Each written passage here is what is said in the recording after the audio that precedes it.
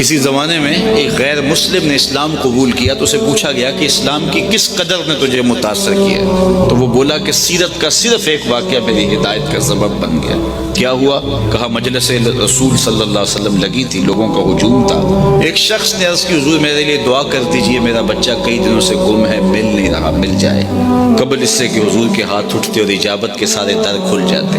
ایک شخص مجلس میں موجود تھا، کھڑا ہو گیا، حضور میں ابھی فلاں باغ کے قریب سے گزر کے آیا ہوں اور میں اس کے بچے کو جانتا ہوں، وہاں میں نے بچوں کے ساتھ کھیلتے ہوئے دیکھا۔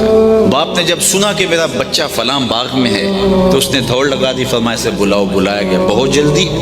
جی حضور آپ جانتے ہیں ایک باپ کے جذبات کیا ہوتے ہیں؟ کہا اچھی طرح آگاہ ہوں، لیکن تمہیں بلایا ہے تو بلانے کا بھی ایک مقصد تھا۔ جی حضور ارشاد فرمائیے۔ فرمایا جب باغ جاؤ بچوں کے ساتھ اپنے بچے کو کھیلتا ہوا دیکھ لو تو بیٹا بیٹا کہہ کے آوازیں نہ دینے لگ جانا، جو نام رکھا ہے اس نام سے پکارنا۔ عرض کی حضور میرا بیٹا ہے، اگر میں بیٹا کہہ کے پکاروں گا تو حرج بھی کیا ہے؟ فرمایا تم کئی دنوں سے بچھڑے ہو، تمہارے لہجے میں بلا کا رس ہوگا اور تم نہیں جانتے، ہو سکتا ہے کھیلنے والوں میں کوئی یتیم بھی کھیل رہا ہو، اور جب تم اپنے بیٹے کو بیٹا کہہ کے پکارو گے، اتنا میٹھا لہجہ ہوگا تو اس کے دل پہ چوٹ لگے گی، کاش آج میرا باپ ہوتا تو مجھے بھی بیٹا کہہ کے پکار۔ کہا یہ شوق گھر جا کے پورا کر دے، کوئی لاؤ تو صحیح کائنات میں ایسا۔ بیوہ کے سامنے اپنی بیوی سے پیار کرنے سے روکا گیا، یہ شریعت بیضا کا مزاج ہے۔ غریب کے سامنے اپنی دولت کی نمائش کرنے سے منع کیا گیا، بلکہ میرے حضور نے یہاں تک فرمایا اپنے گوشت کی خوشبو سے غریب ہمسائے کو تکلیف نہ دو،